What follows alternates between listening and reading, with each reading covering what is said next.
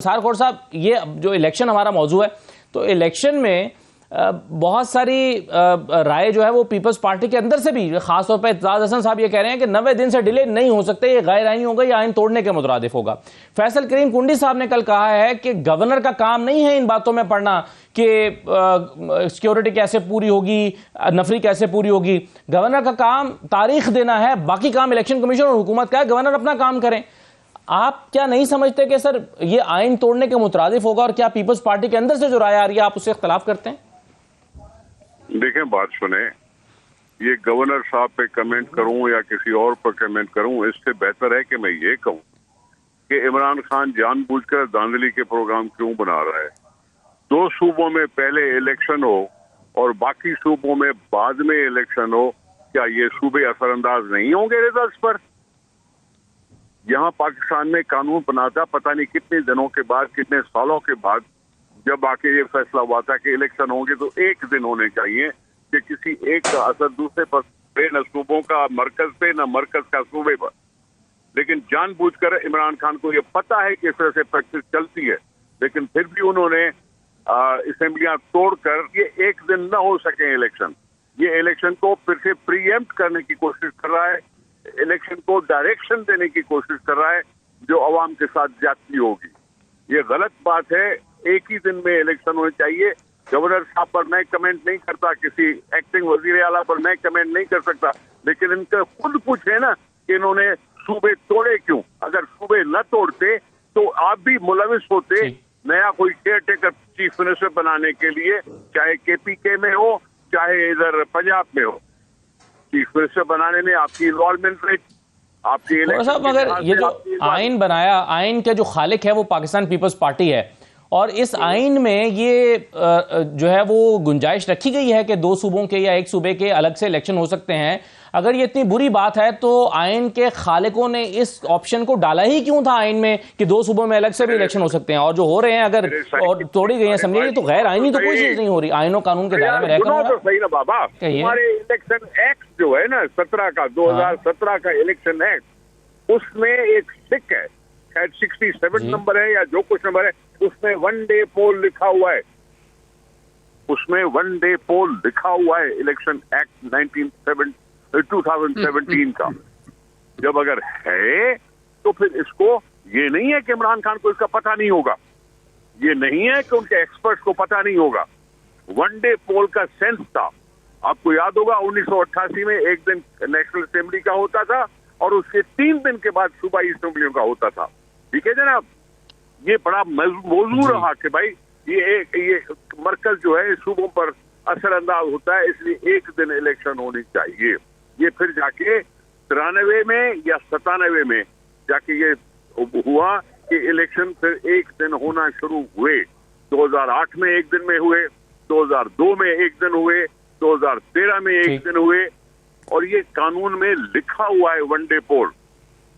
आप पढ़ लें उसको, इलेक्शन के एक्ट को। तो खोड़ा साहब, आप समझते हैं कि फिर 2 असेंबलियां तोड़ना अलग से या 1 असेंबली तोड़ देना ये गैर आईनी है, ये तोड़ी ही नहीं जा सकती थी?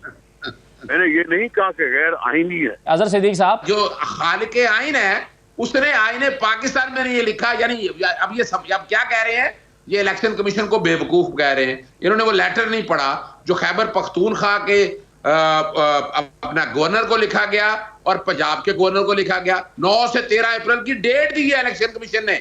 उनको नहीं पता 1 डे पोल, कौन से 1 डे पोल की बात कर रहे हैं आप? यानी मजाक हो गया। ये किसने कह दिया? ये तो ना आइन है, और ये लफ्ज अगर वो इस्तेमाल कर रहे हैं बंदे को, यानी जहां पूरा पाकिस्तान बेवकूफ बना बैठा है कि जनाब 1 डे पोल। खुदा रहा, हमें 1000 दफा सोचना चाहिए, गुमराही नहीं कर फैलानी चाहिए। बड़ी सिंपल सी बात समझिएगा। आपको क्या सोचना है, आईने पाकिस्तान पर अमल दरामद करें। आइन कहता है 90 दिन के अंदर, 90 दिन के अंदर अंदर, यानी कि क्यों लिखा मुझे ये बता दीजिएगा। अगर ये 1 डे पोल ही होना था तो आइन के आर्टिकल 112 में या आइन के आर्टिकल 58 में क्यों लिखा कि असेंबलियां वक्त से पहले डिसॉल्व हो सकती हैं, वक्त से पहले इलेक्शन? कहां लिखा कि नेशनल असेंबलियां, प्रोविंशियल असेंबली सारी की सारी एक दिन में डिसॉल्व होंगी? फिर यानी सदर और गवर्नर का इस्तेकाक ही खत्म कर दिया हमने पकड़ के। खुदारा मत करें ऐसा, मत बनाए बेवकूफ कौम को। इस मुल्क में जमहूरियत को पनपने दें।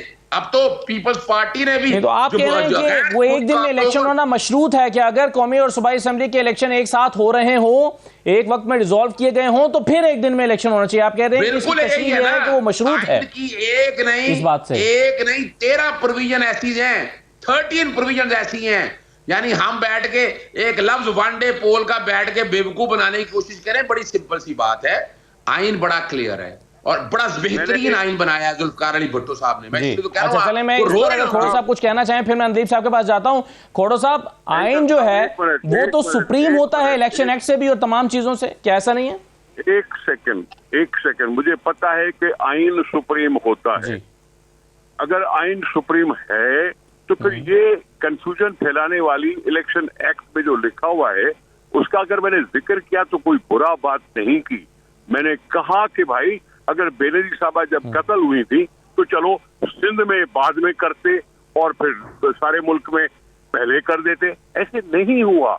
अगर हुई थी इलेक्शन पोस्टपोन हुई थी तो सारे मुल्क में बेनजीर साहबा तो पूरा मुल्क की लीडर थी, वो सिर्फ सिंध की लीडर तो नहीं थी। मैं वही अर्ज कर रहा हूँ भाई, मैं अर्ज कर रहा हूँ ना, अगर किसी की नीयत साफ होती है तो फिर एक ही दिन होनी चाहिए। मैं अर्ज यही कह रहा हूँ कि ये सारा कुछ हो सकता था।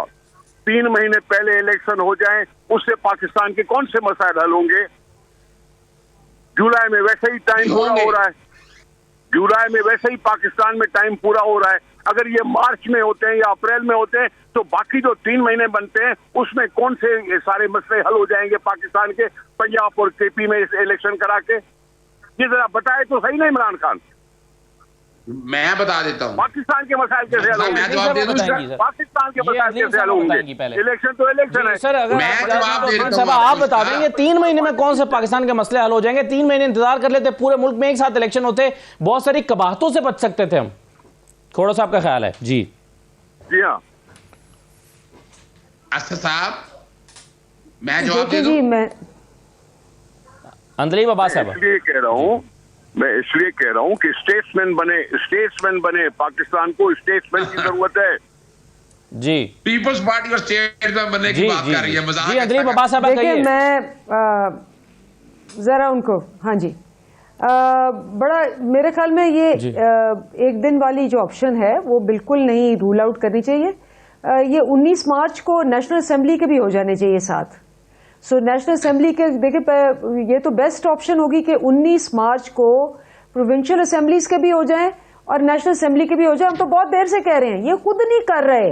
क्यों? ये खुद नहीं कर रहे क्योंकि इन्होंने आइन तोड़ना है, नंबर 1।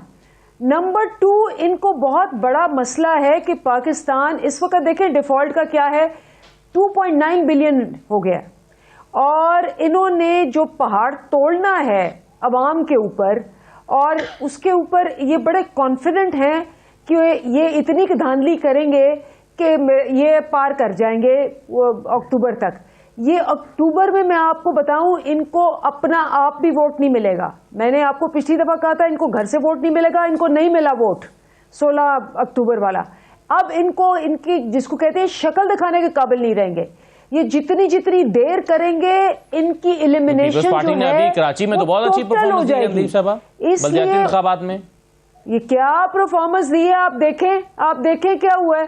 जो खोलते हैं उसके अंदर साफ पता चल जाता है कि इन्होंने धांधली की है। क्या जमात इस्लामी, क्या हम सारे लगे हुए हैं, जितने खुले हैं उसमें 1000 को इन्होंने 2000 किया हुआ है, 2000 को इन्होंने 10,000 किया हुआ है। इस प्लान के तहत भी मैं इनको यकीन दिलाऊं कि इनके साथ जो होना है इनको पता है, वरना ये इलेक्शंस में ना चले जाएं।